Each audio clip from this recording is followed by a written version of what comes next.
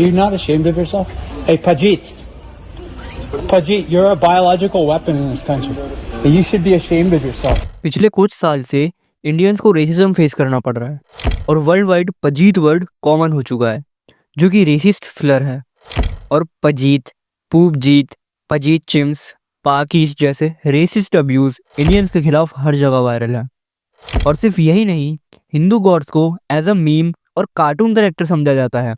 Not funny 2,500 years ago. Not funny now. और ये tweet खुद यूक्रेनियन डिफेंस मिनिस्ट्री ने किया है। इस टॉपिक के बारे में आपको बहुत वीडियो मिल जाएंगी, पर शायद आप इससे कुछ नया सीख के जाएं।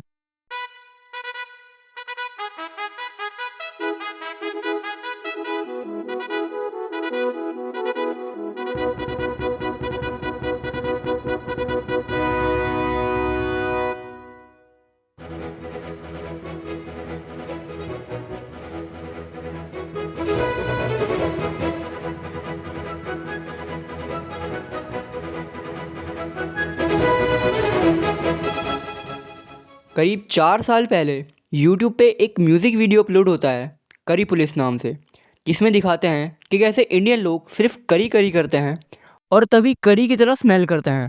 बेसिकली कहना यह है कि इंडियंस अनहाइजीनिक हैं और परफ्यूम यूज़ नहीं करते हैं। लेकिन सोचने वाली बात यह है कि इनका माइंडसेट आखिर ऐसा बनाता कौन है?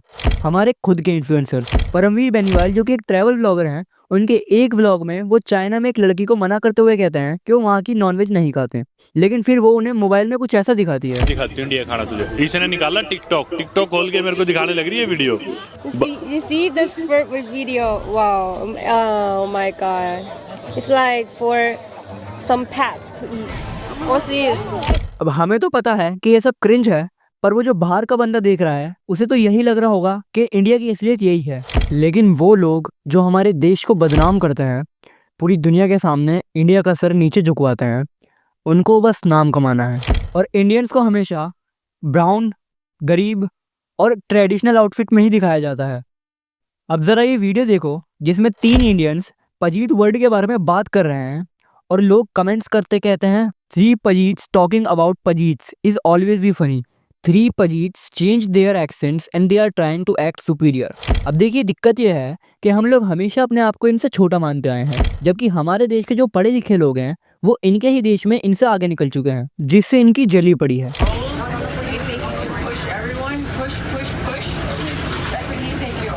अब मैं यूँ नहीं कहूँगा कि आप अपना कल्चर छुपाओ, बस एजुकेशन लेकर इतना आगे चले जाओ कि इनको हमारा कल्चर, हमारी लैंग्वेज सीखनी पड़े।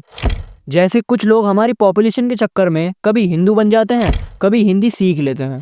क्योंकि इंडियन पॉपुलेशन अनएम्प्लॉयड तो है ही, वो ये वीडियोस देखकर हमें प्रेज करना शुरू करेगी। इंडियंस नॉट अलाउड, ऐसे बैनर्स सोल के ऑलमोस्ट हर क्लब्स के बाहर लगे हुए। इस्लाम एंड हिंदूज आउट, ऐसे बैनर्स स्पेसिफिकली कोरिया के दाएगू सिटी में काफी इस वीडियो पर करीब 10 मिलियन व्यूज हैं और इस वीडियो में दिखाया गया है कि कैसे इंडियन लोगों के साथ साउथ कोरिया में डिस्क्रिमिनेशन होता है on the basis of their skin colour. लेकिन अगर मैं आपसे कहूँ कि हमारे अपने लोग इससे भी घटिया तरीके से डिस्क्रिमिनेट करते हैं, तो शायद कुछ लोग इस बात को इग्नोर कर देंगे क्योंकि वो अपने देश की कमियां नहीं सुन सकते। और इसी चीज़ को नेगेटिव नेशनलिज्म कहते हैं। और इंडिया में 80% से ज़्यादा लोग नेगेटिव नेशनलिज्म में शिकार हैं। तो हाँ, हमारे यहाँ भी डिस्क्रिमिनेशन होता है on the basis of religion. Have you ever wondered how political parties select their candidates? Some have lineage, some have money, others contest reserve seats. But a small percentage use hatred. Candidates facing communal charges are more likely to win an election. Is stoking communal hatred rewarding? It certainly seems so. अब देखो, हमारे यहाँ हर धर्म के लिए एक एक गाली रिजर्व्ड है। जैसे क्रिश्चियंस के लिए राइस बैग्स, सिख्स के लिए लस्सी। अब जब ये चीज़ें इंटरनेट पे वायरल होती हैं तो हमें बहुत कूल लगती हैं, क्योंकि हमने कभी इस टाइप का रेसिज्म फेस नहीं करा जो आज माइनॉरिटीज़ को फेस करना पड़ रहा है। Number 2 is skin colour.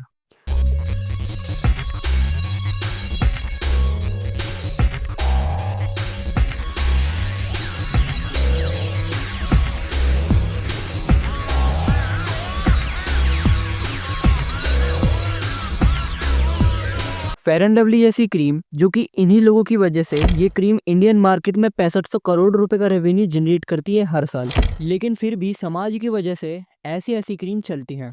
Even celebrities को भी अपनी लाइफ में कभी ना कभी अपने स्किन टोन की वजह से रेसिज्म फेस करना पड़ा है। नंबर 3, कास्ट डिस्क्रिमिनेशन, जो कि आपको पता ही होगा।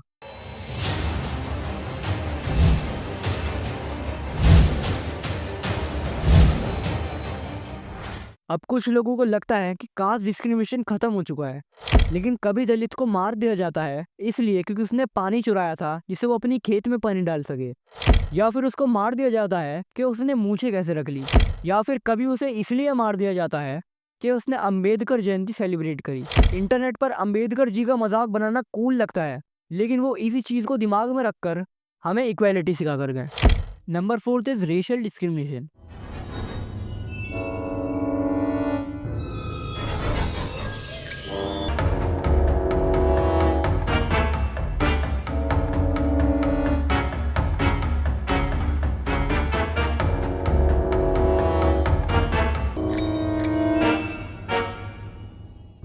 जो कि इंडिया में ही इंडिया के लोगों को फेस करना पड़ता है, और फिर इंडिया के लोग एक्सपेक्ट करते हैं दूसरी कंट्री के लोगों से कि वो उनसे डिस्क्रिमिनेट ना करें। जरा ये video I went to buy some grocery. Then someone just commented like, "हाँ क्या coronavirus फैलने Denying a right to me. I know I can feel it. I can feel the racial discrimination. अभी तक मैंने आपको जितने भी होने वाले डिस्क्रिमिनेशन बताएं वो सब इंडिया के ही हैं। आपको बताया कि पूरी दुनिया में सबसे ज़्यादा पॉपुलेशन होने के बावजूद आधे से ज़्यादा लोग इन सब चीज़ों में भटक कर धर्म, कास्ट और कल्चर को देखकर वोट देते हैं, और ये नेता लोग भी डेवलपमेंट भी ऐसे ही करते हैं। जब तक यहाँ के लोग इन सब चीज़ों को पीछे रखकर एजुकेशन और डेवलपमेंट के नाम पर वोट देना शुरू कर देगी, तभी सारी पॉलिटिकल पार्टीज धर्म और कास्ट की पॉलिटिक्स छोड़कर इन सब चीज़ों पे फोकस करना शुरू करेगी। अब अगर मेरी किसी बात से थोड़ा सा भी एग्री करते हो तो कमेंट करो, कमेंट करके अपना ओपिनियन भी शेयर करो, और उस बेल आइकन को ऑल पे सेट कर दो, जिससे मेरी आने वाली वीडियोस से शायद कुछ नया सीखने को मिले। धन्यवाद।